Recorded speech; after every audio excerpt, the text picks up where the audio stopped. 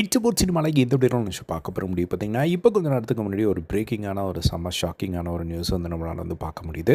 துள்ளுவதோ இளமை படத்தில் ஆக்டராக நடித்த அபிநய் எல்லாருக்குமே தெரிஞ்சிருக்கும். ஸோ அவர் வந்து அந்த ஒரு படத்தில் எந்த அளவுக்கு வைரல் அப்படின்னு சொல்லி, அதுக்கப்புறம் ஒரு பெரிய கேப்க்கு அப்புறம் அவர் திரும்பவும் வந்து அவரை கொஞ்ச நாளுக்கு முன்னாடி வந்து நம்மளால் பார்க்க முடிஞ்சுது.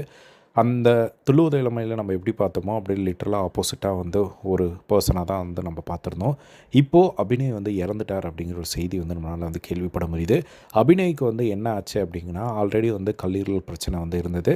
ஸோ அந்த ஒரு பிரச்சனைனால அவர் வந்து பார்த்திங்கன்னா ட்ரீட்மெண்ட் வந்து எடுத்துகிட்டு இருந்தார். ட்ரீட்மெண்ட்க்கு காசு இல்லாமல் தனுஷ், அதுக்கப்புறம் கேபிஒய் பாலா, இந்த மாதிரி நிறைய பேர் வந்து பார்த்திங்கன்னா ஹெல்ப் பண்ணியிருந்ததையும் வந்து பார்க்க முடிஞ்சுது.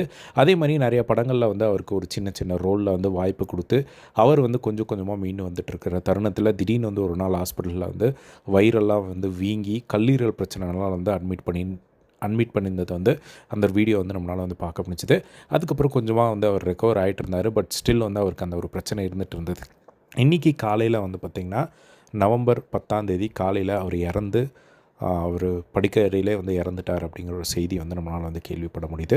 ஸோ அவருக்கு வயசு ஜஸ்ட் 44 தான் வந்து ஆகுது. பட் இப்போவே வந்து அவர் இறந்துட்டார். ஸோ உண்மையிலே வந்து அது எப்படி பார்க்குறதுனே தெரியல. லைஃப் இஸ் அன்பிரடிக்டபிள் அப்படிங்கிறது இந்த மாதிரியான ஒரு சில விஷயங்கள் வந்து பார்க்கும்போது தான் வந்து தெரியுது அப்படின்னு தான் சொல்லணும். ஸோ அவரோட ஆத்மா சாந்தி அடைய நம்ம எல்லாருமே ப்ரே பண்ணிப்போம்.